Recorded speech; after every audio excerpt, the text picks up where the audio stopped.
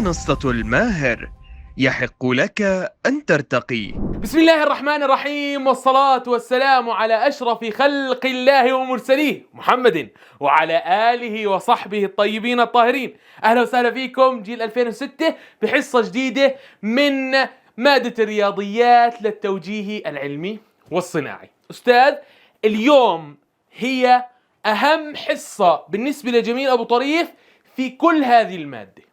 والله إنه هاي الحصة صحيح إنها بداية، ولكن اللي ببلش صح بنهي على صح. فلازم هاي الحصة هي بداية التفاضل، هي مدخل جميل أبو طريف الخاص إلى التفاضل. هذا الموضوع بالعادة بعطوه بالنهاية، ولكن حرام. هذا الموضوع لازم تأخذه بالبداية وأربط لك إياه بمعنى التفاضل. فاليوم بدي أقول لك من وين طلع علم التفاضل، شو أصل علم التفاضل. بقول لك يا سلام عليك، احكي بسم الله الرحمن الرحيم. الميل وأنا كاتب عليه وملقبه بالزعيم. هتسألني ليش؟ لأنه هو أصل التفاضل وإيش ومنبعه. يا سلام. طب أستاذ شو يعني ميل؟ بقول لك يا صديقي العزيز، الميل هو دلتا واي على دلتا اكس. بعضكم بيعرف شو يعني دلتا، ولكن عشان اقول لك شو يعني دلتا يا صديقي العزيز هي التغير. فكأني قاعد بحكي تغير واي بالنسبة لتغير اكس. طب أستاذ، هل أنا فهمت عليك؟ الميل هو تغير واي تقسيم تغير اكس. وبطريقة ثانية، بطريقة الرياضيات، إذا بدي أحولها لكلام، فهي تغير واي على الرسم بالنسبة لتغير اكس على الرسم. طب أستاذ، ممكن تفهمني شو قصدك بالميل؟ بقول لك عيوني إلك، حاضر. هلا بدي أفهمك شو يعني ميل. ركز معي حبة حبة. مبدئيا أستاذ، أنا قلت لك هو تغير واي بالنسبة لتغير اكس. بدي أجي على هاي الرسمة وأحدد نقاط موجودة على إيش؟ هذا الخط اللي هو اقتران. طبعا هذا الاقتران هو اف الاكس بتساوي اكس عشان نكون متفقين، تمام؟ فبدي احدد بعض النقاط عليه. بلاحظ انا عندي هون النقطة 1 1، النقطة اللي بعدها هي 2 و2، النقطة اللي بعدها اللي هي 3 و3، النقطة اللي بعدها 4 و4، 5 و5. طيب أستاذ، ايش هو الميل هنا؟ بقول لك هو تغير واي بالنسبة لتغير اكس. كيف أستاذ؟ خليني اشرح لك حبة حبة شو بقصد باللي بحكيه انا. طيب، بلاحظ انه هنا عند هاي النقطة انا مشيت باكس خطوة ومشيت بواي خطوة، فاذا اكس تغيرت خطوة واحدة، تمام، وواي تغيرت مقابل كل خطوة لاكس خطوة واحدة. وكمان لما غيرت كمان خطوة مشت كمان خطوة، وكل ما امشي خطوة بتمشي كمان خطوة، وكل ما امشي خطوة بتمشي كمان خطوة. فاجي قال لك اذا الواي قاعدة بتتغير خطوة واحدة، اذا تغير واي، خليني اكتبها بلون اخر على السريع عشان يبين عندك. تغير واي هو عبارة عن خطوة واحدة. طب تغير اكس كمان عبارة عن خطوة واحدة، تمام؟ فإيش؟ كل ما تتغير واي خطوة اكس بتتغير خطوة، وكل ما تتغير اكس خطوة تتغير واي خطوة. إذا ميل هذا المستقيم هو عبارة عن الواحد، 1 على 1 1، لأنه أنا الميل عندي تغير واي بالنسبة لتغير اكس. طب أستاذ، لما أنا أجي أقول لك الميل يساوي 1، شو يعني هاي الواحد؟ بقول لك الواحد هاي بتحكي لي انه انا بمشي خطوة واحدة بواي لما اكس تمشي واحدة. يعني كل خطوة لإكس يقابلها خطوة واحدة لواي. طب أستاذ، لو طلع معاي الميل 2، معنى هذا الحكي إنه كل خطوة لإكس يقابلها خطوتين بواي. إذا تغير واي بالنسبة لتغير إكس هو 2.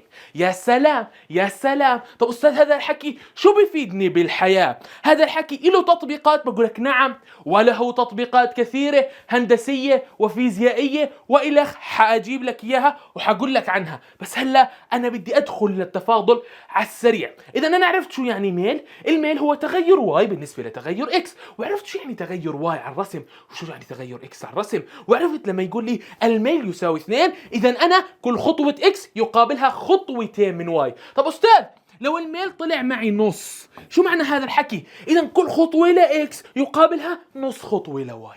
فهمت علي يا صديقي العزيز؟ فأنا قاعد بوصف قديش بتتغير واي بالنسبة لتغير اكس. يعني كل خطوة اكس شو معناها بالواي؟ كم بتخطو بالواي؟ ببساطة يا صديقي العزيز هذا معنى الميل، وهذا المعنى الحقيقي للميل. لاحظ انه الميل هذا انا حسبته لخط، تمام؟ انا هون بحسب الميل لخط. ركز لي على هاي الملاحظة وخليك مركز. طيب استاذ الميل هنا موجب، تمام؟ الميل هنا موجب. شو يعني الميل الموجب؟ يعني يا أستاذ هنا كمان واحد، الميل موجب. الميل الموجب يا أستاذ يعني أنا كل خطوة لإكس واي بتزيد خطوتين. طب أستاذ لو الميل طلع معي عفوا -1، معنى هذا الحكي إنه كل خطوة لإكس بتتقدم فيها واي بتنزل خطوة. وصلت فكرتي يا أستاذ؟ بتقول لي أستاذ والله وصلت، تمام؟ إذا في فرق بين إيش؟ في فرق بين الميل الموجب والميل السالب. الميل الموجب بلاحظ إنه الاقتران، طبعا انتبه، قراءة الاقترانات بالرسم تشبه قراءة الإنجليزي من اليسار لليمين. فأنا بلاحظ إنه طالع فهو إيش؟ متزايد. طب أستاذ لو هيك، أيوة أنا حاط على الأبيض، لاحظ إنك تقدر تشوف الخط الأبيض. طيب استغفر الله العظيم. طيب لو عملته هيك أنا فبلاحظ إني أنا بقرأ من اليسار فهو نازل. طب بعرف إذا هو متناقص منحدر مش طالع إذا ميله رح يطلع سالب يا صديقي العزيز. وهذه ملاحظة مهمة لازم أورد لك إياها، الفرق بين الميل الموجب والميل السالب. منطقيا هون أنا قاعد موجب 1 يعني أنا مع كل خطوة إكس بزيد خطوة، تمام؟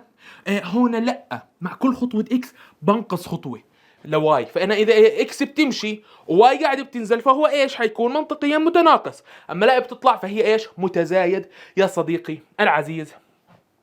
وننتقل للمثال اللي بعده. المثال اللي بعده قال لك حدد نقاط عليه. بلاحظ أنا عندي هاي النقطة مثلا، بلاحظ إنه عندي هاي النقطة وعندي هاي النقطة. يكفي 3 نقاط لأدرس إيش؟ لأدرس تغير الأمر هذا. طبعا أستاذ في طريقة لحساب الميل عن جبريا، يعني بدون ما أجي أحكي خطوة خطوتين خطوة خطوتين، ولكن أنا بفهمك هلا شو يعني الميل. راح أجيب لك على الطريقة اللي حكيتها وراح أعطيك الطريقة اللي أنا بتهمني تعرفها بإيجاد الميل، تمام؟ ولكن أنا بدي أفهمك شو يعني ميل. طب أستاذ بتقدر عن طريق هذا الخط تحكي لي شو يعني ميل؟ بقول لك من عيوني. أنا هلا بقول لك بلاحظ أستاذ إنه مع خطوة إكس هاي من هنا، هاي كانت عندي 0 و0 صح؟ صارت خطوة الإكس هاي طلعتني خطوتين بواي. هي عند النقطة خطوة إكس طلعتني خطوتين بواي، وكمان خطوة إكس طلعتني كمان خطوتين بواي. فإذا تغير واي تعال معي تغير واي بالنسبة لتغير إكس، أنا كل خطوة إكس تتغير إكس مرة واحدة، كل خطوة إكس تعني لي تغير خطوتين بواي للموجب لفوق. فإذا إيش؟ أنا بطلع خطوتين واي لكل خطوة إكس. إذا الميل عندي موجب 2. هنا لما أشوف هذا الكلام يعني بدي اعتبر انه ما عندي رسمه، انا مغطي على الرسمه، بعرف اني ناصح كثير، عادي انا متصالح، تمام يلا. طيب غطي على الرسمه. اذا شفت الميل هيك شو معنى هذا الحكي؟ اولا موجب اذا هو متزايد، بسفح صاروخ يا رب زي علاماتكم يا رب، صاروخ زي علامات طلابي يا رب يكون علاماتهم متزايده مش متناقصه، ميل علاماتهم موجب يا رب. طيب نيجي هنا بلاحظ أستاذ شو معنى الميل موجب 2؟ معنى هذا الحكي أولا الموجب تدل على إنه إيش؟ الاقتران بيطلع. هي عرفت، شوف تخيلت الاقتران من الميل بس. ثانيا معنى إنه الميل بيساوي 2، معنى هذا الكلام إنه أنا كل خطوة إكس قدامها خطوتين واي، كل خطوة إكس قدامها خطوتين واي، كل خطوة اكس قدامها خطوتين واي. بكل هذه البساطة أستاذ، بكل هذه البساطة. تمام لهلا أستاذ، عرفت الطريقة الاعتيادية اللي انت بتحب تفهمنا فيها الميل، ولكن هل في طريقة بقدر اطول منها الميل ببساطة؟ بقول لك نعم في طريقة، تعال بهذا الشق اعلمك شو هاي الطريقة. لإيجاد الميل بحتاج نقطتين عن الرسم. اذا اولا شوف، اكتب عندك لإيجاد، طبعا هي مكتوبة عندك على الدوسية ولكن انا بحب اكتب لك اياها، الميل لأي خط مستقيم. انا شوف قاعد بحكي عن الخطوط المستقيمة، جاي للمنحنيات والطلعات والنزلات، هاي اللي اصلا كانت بداية التفاضل. صبرك علي يا زلمة، اليوم قصتي مرتبة انا. طيب لإيجاد الميل يا حبي بحتاج اولا لنقطتين، تمام؟ نقطتين على الرسمة. اسم هذول النقطتين باجي بحكي له اول وحدة بسميها x1 y1، والثاني بحكي له هي عبارة عن x2 y2.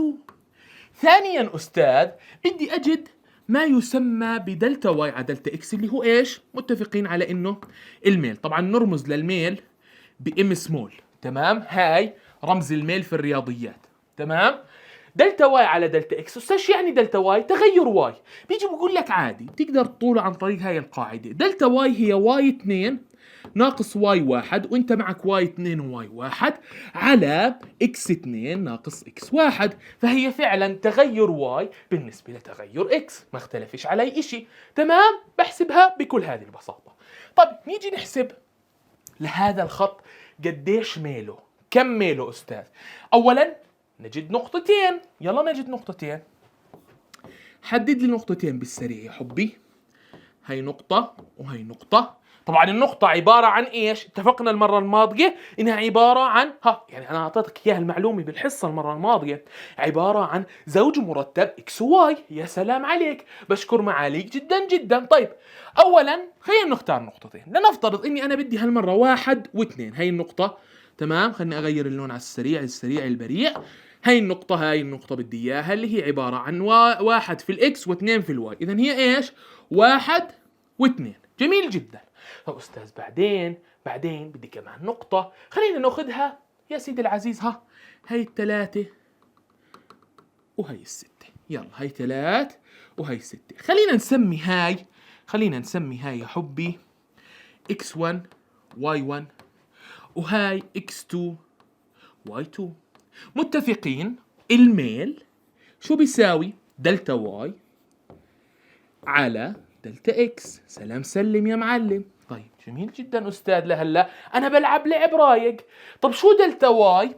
إحنا متفقين إنها واي 2 ناقص واي 1 على إكس 2 ناقص إكس 1، وهي إيش؟ نفسها إيش أستاذ؟ تغير واي على تغير إكس. وضعي روقان لهلا. طب شو واي 2؟ 6 ناقص واي 1 2 على إكس 2 3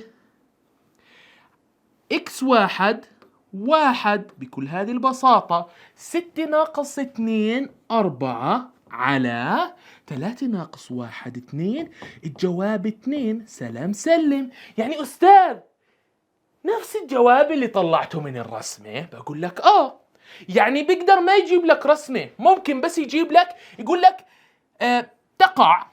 تقع نقطتان على هذا المستقيم. ما جاب لك رسمي. تقع نقطتان على هذا المستقيم، اكتب عندك، تمام؟ جد ميل هذا المستقيم على السريع واي 2 ناقص واي 1 على اكس 2 ناقص اكس 1. طلع معك الميل. قدرت اتخيل ليش المستقيم اللي معي. اولا طلع معي الميل موجب. شو معنى هذا الحكي أستاذ؟ ما دام الميل موجب يا أستاذ، يا سلام عليك، معنى هذا الحكي انه بيطلع طلوع صاروخ زي معلماتكم ان شاء الله. كمان 2، يعني كل خطوة اكس في خطوتين على واي. تمام لهلا اموري لوز أستاذ. شكرا إلك، بارك الله فيك. على اللي بعده. شايف لي هذا الاقتران؟ يلا نشوف وضعه. طب أستاذ خلينا نركز حبة الروقان. خلينا نحدد نقاط، شو رايك؟ يلا نحدد نقاط على السريع. الاقتران معي رسمي بقدر اجيب الميل، تمام؟ طبعا بقدر اجيب الميل بطريقتين، اما احدد نقاط او زي ما انا معلمك. ولكن أستاذ انتبه، انا بشرح لك بس شو يعني ميل، تمام؟ ولكن الطريقة المعتمدة لإيجاد الميل هي دلتا واي على دلتا اكس. شو بتساوي؟ واي 2 ناقص واي 1 على اكس 2 ناقص اكس 1. هاي الطريقة اللي هون مخصصة للشرح. انا بشرح لك شو يعني ميل، تمام؟ بقول لك انه تغير واي بالنسبة لتغير اكس، والله خطوة في واي تساوي خطوتين، خطوة في واي تساوي خطوة في اكس، يعني ايش؟ 1 على 1، اذا الميل 1. فانا بس بشرح لك شو يعني ميل، شو انا بقصد بميل. لكن الطريقة الاصح لايجاد الميل هي هاي طبعا، تمام؟ هي هاي المعتمده دائما بالامتحان. لا، دلتا واي على دلتا اكس، واي 2 ناقص واي 1 على اكس 2 ناقص اكس 1. هذه ايش الطريقه الصحيحه لايجاد الميل. متفقين؟ متفقين. ولكن هاي شرح، بحكي لك حرفيا هندسيا شو معنى الميل. طيب خلينا نيجي على هذا الرسم، وخلينا ايش نعرف الميل من الرسمه مثلا، تمام؟ وبعد ذلك استاذ باجي هنا وبعرف ايش الميل عن طريق ايش؟ جبريا، يعني حسابيا. احنا بنسميها هاي هندسيا وهاي جبريا. اي شيء حسابات بدون رسم هندسي هو عبارة عن ايش؟ جبريا. وفي ايش هون؟ هندسيا. طيب خلينا نيجي هون نحدد نقاط. هاي النقطة سهلة جميلة، بقدر احددها. هيها لو جيت على هاي النقطة ما بقدر احددها بدقة، لانه انا ما بعرف هي بين الصفر والواحد، بس مش متأكد منها شو بالضبط. باجي على هاي النقطة بقدر برضو احددها صراحة. باجي على هاي النقطة برضو بقدر أحددها بسهولة، تمام؟ طيب خليني أشوف شو وضع هاي النقاط صراحة وأركز فيها حبة حبة. طيب أستاذ، بلاحظ إنه أنا هنا كل خطوتين في إكس تساوي خطوة في واي. أيوة، كل خطوتين في إكس تساوي خطوة في واي. كل خطوتين في إكس تساوي خطوة في واي. يعني دلتا واي على دلتا اكس أستاذ كأنك بتحكي لي تغير واي بالنسبة لتغير اكس هو عبارة أنا بمشي خطوة في واي لا خطوتين في اكس. يعني واي كل ما تتغير خطوة اكس بتتغير خطوتين. يا سلام سلم، يا سلام سلم. يعني الميل عندي هالمرة عبارة عن نص. شو معنى هذا الحكي؟ كل ما واي تتغير خطوة اكس بتتغير خطوتين. هاي واي دلتا واي وهي دلتا اكس. يعني أستاذ قصدك انت بتحكي انه برضه كل ما واي تتغير نص خطوة اكس بتمشي خطوة؟ نعم. مش هون كنا نحكي برضو احنا؟ شوف لاحظ، هي ارجع بالله. كنت احكي مثلا كل ما واي تمشي خطوة، تمام، اكس بتمشي ايش؟ خطوة. وكنت اجي هون احكي مثلا كل ما واي تمشي خطوتين اكس بتمشي خطوة. صح؟ الناتج شو ما كان الناتج معي، نص، ربع، 2، 3، سالب، معنى هذا الحكي ما دامه موجب معنى هذا الحكي انه ايش؟ واي بتمشي فوق، تمام؟ والنص شو معنى انه الميل طلع معي نص؟ يعني ببساطة كل ما تمشي واي نص خطوة الاكس بتمشي خطوة. فاذا تغير واي بالنسبة لتغير اكس لما تمشي خطوة الواي بتمشي بس نص خطوة، تمام؟ بكل هذه البساطة يا صديقي العزيز. طب أستاذ نحسبها جبريا؟ ممكن. بقول لك ممكن يعني نص شحطة. تعال نحدد نقاط. احنا محددين نقاط اوريدي. خلينا ناخذ أحد أي نقطتين بدك إياهم براحتك. أي نقطتين أنت بتحبهم أنا جاهز، تمام؟ ولكن أنا حابب أخذ 2 و1. فإذا أول نقطة معي أنا بدي أخذها هيها 2 و1. هي x1 هي y1. النقطة الثانية اللي حابب أخذها أنا صراحة أستاذ هي عبارة عن النقطة هذه، هي 4 وهي 2. إذا النقطة الثانية اللي بدي إياها هي 4 و2 بكل هذه البساطة. هي x1 هي x2 عفوا هي y2. إذا أنا هلا بقدر أحسبه ببساطة بالاستغناء عن الرسم. خلص أنا بس بدي نقطتين. يعني أنا بدي دائما، شوف ركز، هاي الجملة مهمة جدا. أنا بدي لازم يكون عندي نقطتين عشان أقدر أحسب الميل تاع المستقيم. نقطة واحدة لا تكفي لحساب إيش؟ انتبه، هاي ملاحظة مهمة أستاذ، مهمة لأن حعقب عليها وحعلق عليها، يعني بدي تركيز عالي بهذه الحصة. تمام؟ بدي نقطتين لأحسب الميل، مش نقطة واحدة، ما بزبط نقطة واحدة يا صديقي العزيز. طيب أستاذ، بعد ذلك احسب لي اياها يا وحش. بقول لك من عيوني، حاضر، بتأمرني امر طبعا. هلا بدي احسب الميل اللي هي ايش؟ دلتا واي على دلتا اكس، اللي هي واي 2 ناقص واي 1 اكس 2 على اكس 2 ناقص اكس 1. طيب واي 2 هي 2 ناقص واي 1 هي 1 على اكس 2 هي 4 ناقص اكس 1 اللي هي 2.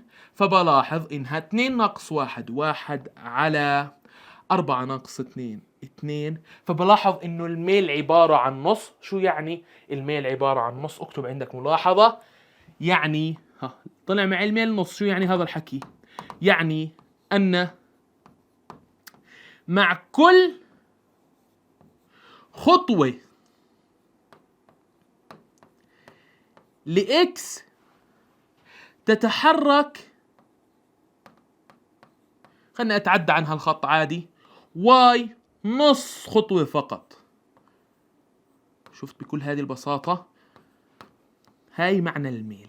تمام، هذا معنى الرقم اللي طلع معك. طب أستاذ، تتحرك لأعلى ولا لأسفل؟ لا، لأعلى. بلاحظ إنه متزايد لأنه إيش؟ ميله موجب يا صديقي العزيز. طيب نذهب على اللي بعده. اللي بعده بلاحظ إنه نازل من هلا. الميل يا سلام عليك سالب. يا سلام عليك، أنا بيعجبني الطالب النبيه. طيب على السريع أستاذ، ما بدي أجي أقول لك بننزل وأبصر شو، لا، حدد نقطتين ويلا. دلتا واي على دلتا إكس بتساوي واي 2 ناقص واي 1 على إكس 2 ناقص إكس 1. يلا على السريع حدد نقطتين. يلا أنا بدي أحدد نقطتين من مزاجي. هاي نقطة، تمام، وهي نقطة يا سيدي. عيش يلا. أي نقطتين على الرسم ما بفرقش، المهم يكونوا واضحات وبتقدر تحددهم أنت. وهي كمان نقطة. يلا عيش قديش تينبت الحشيش. طيب أستاذ، إذا أنا بدي إيش؟ دلتا واي على دلتا اكس اللي هي احنا متفقين انها الميل بنرمز له بام بالرياضيات، واللي هي واي 2 ناقص واي 1 على اكس 2 ناقص اكس 1. طيب حدد لي النقطتين هذولا. تعالي هون بدي نقطتين انا عشان احسب الميل على الرسم. تمام. طيب حبة حبة بالمحبة. سالب 4 وايش يا وحش؟ و4. لان انا عندي سالب 4 و4 اول نقطة، فهي اكس 1 واي 1. جميل جدا. النقطة الثانية سالب 2 و2. يا سلام يا سلام. تمام، فهي x2 y2. والله وضعنا رواق. تعال نحسبها بالسريع يا حبيب قلبي. يلا نحسب على السريع على السريع. y2 2 ناقص y1 4. حلو. على x2 اللي هي سالب 2 ناقصها. انتبه، ناقص الناقص 4.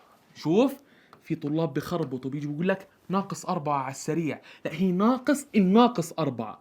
فهاي بتصير موجب، فبتصفي 2 ناقص 4 على سالب 2 زائد 4. 2 ناقص 4 معي ليرتين، الداينت 4 دنانير. قديش رصيدي؟ سالب 2 على سالب 2 زائد 4 2، وسالب 2 على 2 سالب 1. أستاذ شو يعني الميل سالب 1؟ معنى هذا الكلام إنه كل خطوة في إكس تتقدم فيها إكس، واي بتنزل خطوة. ليش؟ في سالب.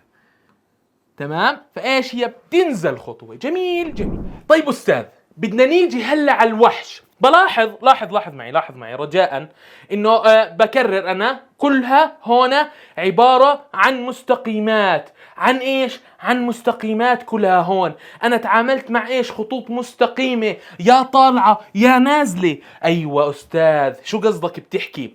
كأني بدي اقول لك يا استاذ، لو اخترت اي نقطتين على هذا الخط، اختار اي نقطتين بحياتك، صدق او لا تصدق، لو اخترت اي نقطتين، هاي وهاي، ولا ان شاء الله اخترت هاي وهاي، اي نقطتين على المنحنى هذا، راح يعطوك يا صديقي نفس قيمة الميل. ليش؟ لأنه الخط قاعد بيطلع وبنزل على نفس الوتيرة. فهم علي كيف أنت؟ على نفس الوتيرة، يعني ثابت بالطلوع ثابت بالنزول. أنا ما بدي أعطي مصطلحات رياضية كثير، بحكي طلوع ونزول أنا، ولكن هي تزايد وتناقص، ولكن أنا بديش أقعد أتفلسف عليك. لا، طلوع ونزول، فهو ثابت بالطلوع وثابت بنزول. وبلاحظ هون إنه ثابت بالطلوع كمان، وهنا ثابت بالطلوع، اما هنا ثابت بنزول. ثابت بنزول استاذ، كلهن الاقترانات اللي بتعامل معهم يا ثابت بطلوع يا ثابت بنزول. ولكن هذا الاقتران لا، هذا المعذب، هذا اللي مش طبيعي، هذا اللي يعني خليني اقول لك قهرنا وجعلنا محتارين مع اهله. ليش استاذ؟ بقول لك تعال اقول لك. مبدئيا استاذ بكرر، هنا لو اخترت أي نقطتين ببساطة يعني عليك راح يعطوك نفس الميل، ولكن هنا لا. اختار أي نقطتين، بدي إياك تحسبها بنفسك. اختار هاي النقطة وهاي النقطة، طلع ميلهم، ميل هذول. طبعا متفقين إحنا الميل بيحتاج نقطتين، فأنا بدي نقطتين عشان أحسب الميل. فهاي النقطتين يا صديقي العزيز تمام، خذهم تمام، راح ألاقي لهم ميل. وخليني أختار نقاط أخرى. لنفترض اخترت هاي النقطة وهاي النقطة، هاي النقطة هيك، واخترت هاي النقطة، هاي x1 y1 تمام، وهاي x2 y2 تمام، واختار هاي النقطة، راح يعطيك كمان ميل آخر. فبلاحظ إنه المنحنى أي نقطتين بختار، اختار أي نقطة، جرب يلا. والله بالغالب ونادر ما ندر إنك تلاقي نقطتين بيناتهم نفس الميل. فبلاحظ ليش أستاذ طب ما في نقطتين ثابت الميل عندهم؟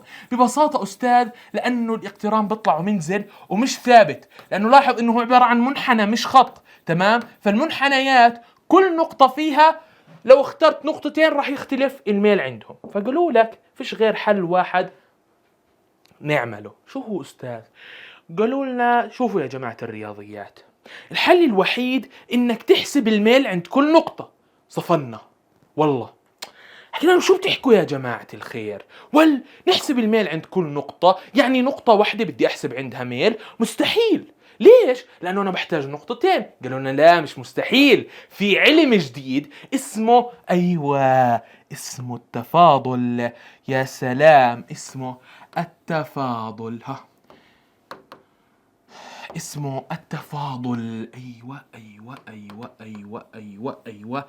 قدر يحسب لكم الميل عند كل نقطة. أيوة، شفت كيف يا عمي؟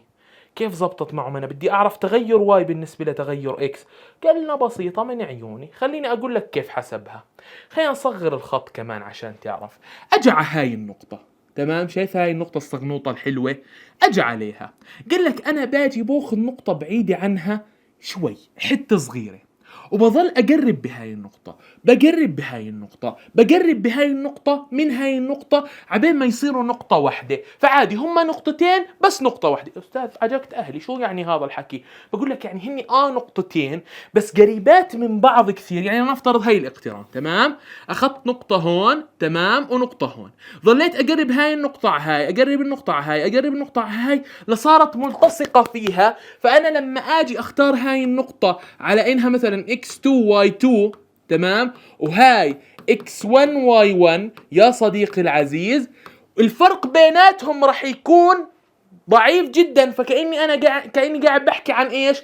الميل عند نقطة واحدة تمام. فأنا قاعد بحكي إيش؟ عن الميل عند نقطة واحدة تمام، لأنهم قراب من بعض كثير. فأنا إيش؟ كأني بحكي عن نقطة واحدة، ولكن هن مش نقطة، هما نقطتين بس كثير قراب من بعض. فإحنا بالعين المجردة ما بنقدر نشوفهم. ولكن لو جبت ميكروسكوب وظليت أكبر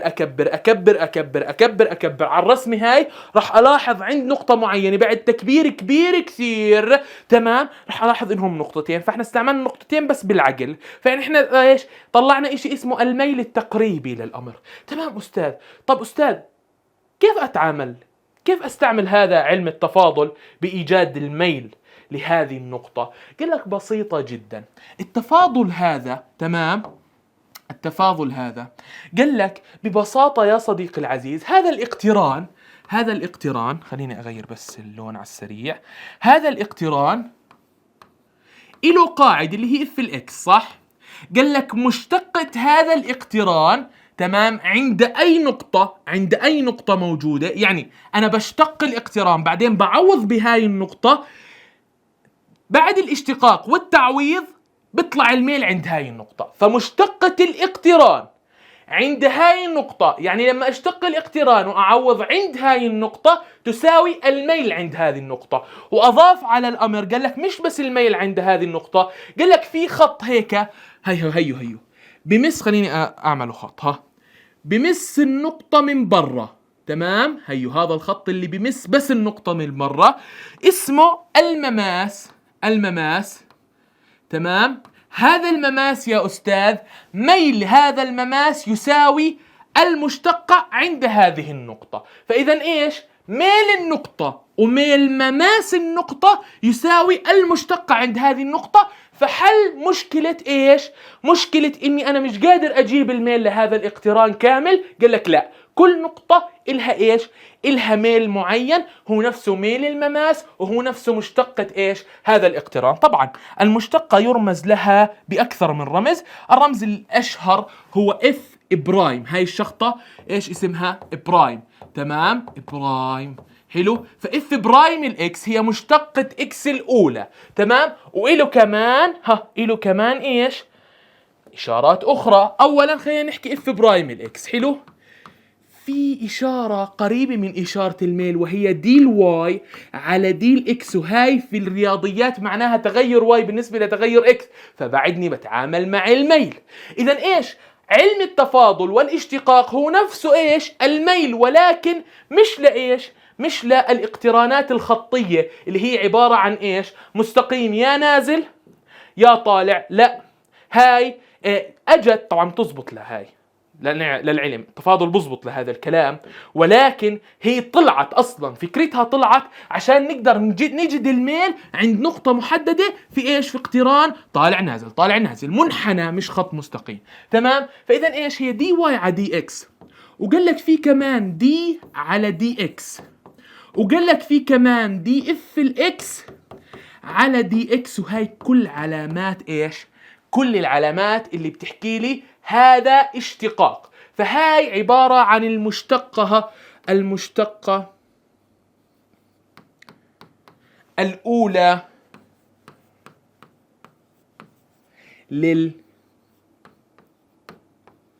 للاقتران. يا سلام، سلم. المشتقة الأولى للاقتران نفسها يا صديقي العزيز الميل تاع النقطة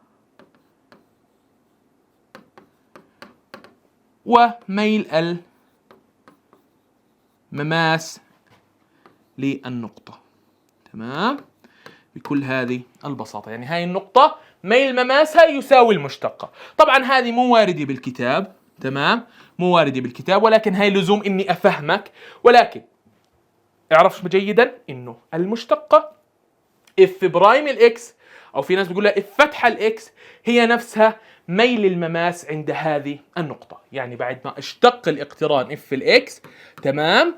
اشتقه بصير اف برايم الاكس بعد الاشتقاق، واعوض في النقطة هاي اللي هي بتكون مثلا هنا، لنفترض انها يا صديقي العزيز هي اللي بتكون يا صديقي هنا، لنفترض انها الواحد. فاف برايم اف برايم بعد ما اشتقيت الواحد بتساوي ميل المماس ميل المماس عند ايش؟ اكس بتساوي الواحد، بكل هذه البساطة. فايش المعلومة اللي بدنا نحكي عنها اليوم؟ المشتقة الأولى هي عبارة عن ميل المماس عند تلك النقطة يا صديقي العزيز. إذا العلماء تاعون الرياضيات حلوا لنا مشكلة كبيرة جدا وعصية جدا، هي عبارة يا صديقي العزيز عن كيف أجد الميل تاع هذا الاقتران. قال لك مستحيل تقدر. ليش؟ لأنه كل نقطتين بتعطيك قيمة ميل معينة، مرة بتزايد مرة بتناقص، مرة بتزايد مرة بتناقص، مرة بطلع مرة بنزل، مرة بطلع مرة بنزل. فمش قادر أنا حرفيا إني أعمل له ميل. قال لك بسيطة، أنا باخذ الميل عند كل نقطة، تمام؟ وقال لك التفاضل الوحش حل لي هاي المشكلة، تمام؟ فأنا بدي أجد إيش؟ مشتقة هذا الاقتران، تمام؟ سميناها مشتقة هذه الاقتران. هي عبارة يا صديقي العزيز عن ميل المماس عند هذه النقطة، وهي عبارة عن ميل هذه النقطة يا صديقي العزيز. إذا خرج من إيش؟ إنه بده يطول الميل عن طريق نقطتين، وذهب إنه كيف بدي أطول الميل عن طريق نقطة لحل مشاكل المنحنيات والميل. يعني بدي أحل إيش؟ كيف بدي أجد الميل من المنحنيات. طب أستاذ،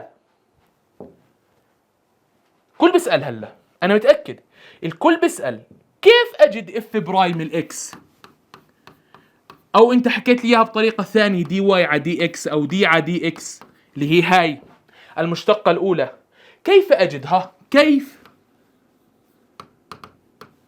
أجد المشتقة الأولى أستاذ؟ ممكن أعرف، بقول لك من عيوني. كيف أجد المشتقة الأولى؟ لها قواعد تسمى قواعد الاشتقاق. تمام؟ قواعد الاشتقاق. كل اقتران له نوع وله مشتقة خاصة فيه أستاذي. بكل هذه البساطة رح نتعلمها بالحصص القادمة. إذن عنوان الحصة القادمة بإذن واحد أحد هي قواعد الاشتقاق، اللي هي بدها تدلنا على ما يسمى بميل المماس عند نقطة. تمام؟ إذا فهمنا ليش طلع التفاضل أصلا، وشو حلل لي ميل المماس عند نقطة، وجد لي إياها. لأني إيش؟ ما قدرت أوصل للميل، لأنه كل نقطتين على هذا المنحنى بعطوني قيمة ميل معينة مختلفة عن أي نقطتين أخريات. تمام؟ أجوا علماء الرياضيات قلنا لا، أنا بدي أعطيك نقطة واحدة يا صديقي العزيز تحسب عندها ميلها، ونفسه كمان ميل الخط هذا اللي بإيش؟ اللي بمسها من برا، اللي سميناه المماس. فميل هذا المماس هو نفس ميل هذا النقطة، وقال لك عن طريق علم التفاضل، تمام، اللي هو الاشتقاق. تمام؟ قال لك مشتقة هذا الاقتران تساوي ميل المماس والميل عند هذه النقطة. قلت لك الميل عند هذه النقطة مصطلح مش وارد بالكتاب. تمام؟ فما بلزمك، أنا بدي تعرف إنه ميل المماس عند هذه النقطة هي اف برايم الإكس أو دي واي على دي إكس أو دي على دي إكس، دي اف الإكس على دي إكس. هي هاي خليني أحكي الرموز اللي استعملوها عشان يقول لك هذه المشتقة الأولى يا صديقي العزيز. تمام؟ بالنهاية الحصة القادمة سفاحة جدا، بدنا نبلش بما يسمى قواعد الاشتقاق يا أستاذ. رجاء احذرها. أي سؤال على هذه الحصة تعال على السريع تواصل معي. طبعا أستاذ هذا الشرح ولا يمكن تشوفه بمكان. ليش؟ يعني أنا مهتم أفهمك ما أحفظك. غيري بدل ما يعطيك الحصص الماضية قالك على السريع خش على قواعد الاشتقاق. طب أستاذ شو يعني اشتقاق؟ ما بعرف. طب شو حل مشاكل؟ ما بعرف. مش مهم، خش على قواعد الاشتقاق. لا، أنا بقول لك شو حل مشاكل الاشتقاق، وشو يعني الاشتقاق، وليش اخترعنا الاشتقاق، وليش اخترعنا علم التفاضل يا صديقي. كل إشي إله لازمة في الرياضيات لازم تكون عارفها. هيك أنا بقول لك الله يعطيك ألف عافية. ارتاح هالمرة نص ساعة، عيش واشرح الحصة لنفسك. بتمنى لكم دائما التوفيق والنجاح. محبكم والداعي لكم جميل أبو طريف. السلام عليكم ورحمة الله وبركاته. منصة الماهر، يحق لك أن ترتقي.